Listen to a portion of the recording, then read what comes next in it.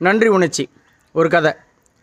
நம்ம ஆள் காலங்காத்தால எந்திரிக்கிறான். Sunday morning எந்திரிக்கிறான். எந்திரிச்சு கடன்னு குளிச்சுட்டு நேராக கோயிலுக்கு போகிறான். பைக் எடுத்துகிட்டு கோயிலுக்கு போகிறான். கோயிலுக்கு போய் திட்டுறதுக்கு போகிறான். அதாவது அவன் ஏதோ ஒன்று கடவுளை வேண்டியிருந்தான். அந்த விஷயம் அந்த வாரம் நடக்கலை. ஸோ வீக்கெண்ட் எப்போ வரப்போதுன்னு காத்திருந்து போயிருந்தான்.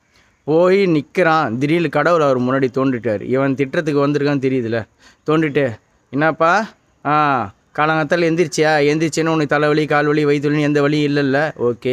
எந்திரிச்சு நிற்கும்போது உன் தரை கீழே ஒரு தரையும் தலைக்கு மேலே ஒரு கூரையும் இருந்ததா? அப்புறம் பாத்ரூம் போனியா? பாத்ரூமில் சுடு தண்ணி வந்து நல்லா குளிச்சு முடிச்சுட்டு வந்தோடனே நல்ல டிஃபன் ஒன்று சாப்பிட்டு முடிச்சுனே போட்டுக்கிறதுக்கு ஒரு நல்ல ட்ரெஸ் இருந்ததா? வீட்டிலேருந்து கோயிலுக்கு வரத்துக்கு உனக்கு ஒரு தனி வண்டி இருந்தால் அந்த வண்டி நல்ல கண்டிஷன் இருந்ததா? இப்போ என்னை திட்டத்துக்கு வந்துட்டேன். இப்போது எந்திரிச்சு இவ்வளோ ஃபெசிலிட்டி உனக்கு வந்தது, இதுக்கு நீ நன்றி சொன்னியாப்பான்னு திருப்பி கேட்டாரான் கடவுள்.